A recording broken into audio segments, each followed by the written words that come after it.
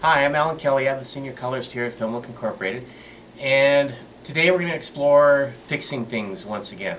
Oftentimes we get footage that's beautiful and pristine, but sometimes we get footage that is not quite so good. So let's look at here as an example.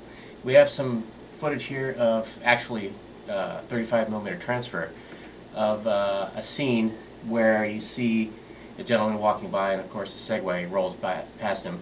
But for some reason, the way it was transferred or the way it was shot, it's extremely grainy.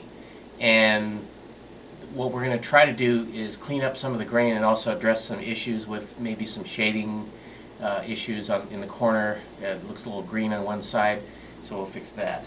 So let's start off by cleaning it up. And as you see here, the temporal degrain in baselights, it's really good because you're able to clean up a lot of the grain, and it examines the grain structure frame to frame, and it starts making comparisons between the two frames, and then it determines what's essential information and what's not essential information.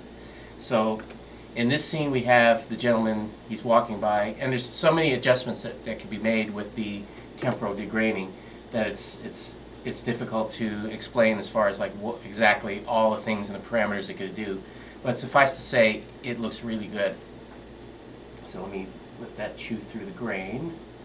That's what it was before. That's what it was before that. And it takes a while for the grain degrainer, if you will, to kind of chew through all of that, simply because it's using a lot of algorithms and whatnot to determine what's essential and what is not essential.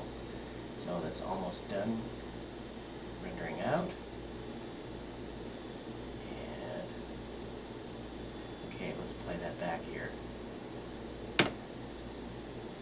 This is with the temporal degrain on, and that's with it off. And as you can see, it's pretty significant what it's done.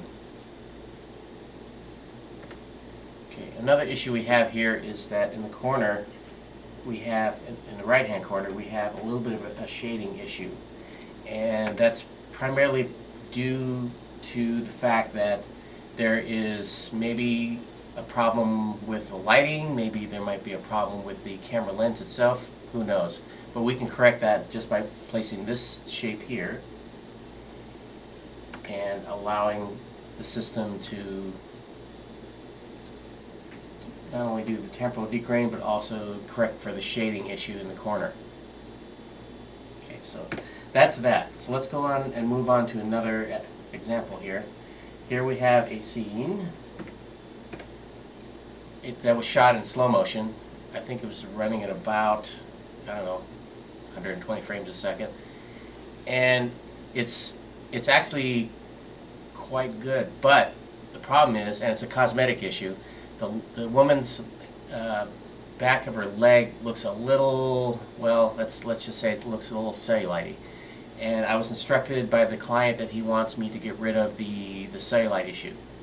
And that's easy to do. All we have to do is turn on the defocus on part of the frame. In fact, let me zoom in a little bit so you can see what's going on.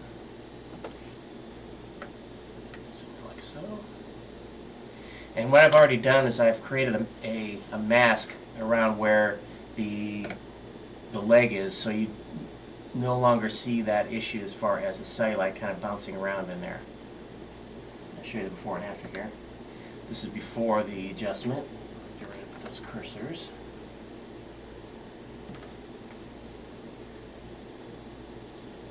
Here it is again, before, and here it is with the adjustment. Now, in addition to smoothing out the cellulite by using a defocus as well as a skin softening, I actually added back in a little bit of grain in order to make the scene look a little bit more cohesive and not like we did something to the leg. We're trying to make it look as natural as possible and unnoticeable as possible, so that the effect is that you see a leg that has virtually no cellulite, and it has the proper grain structure and it's moving quite normally. Hope you enjoyed watching this. I'll see you next time.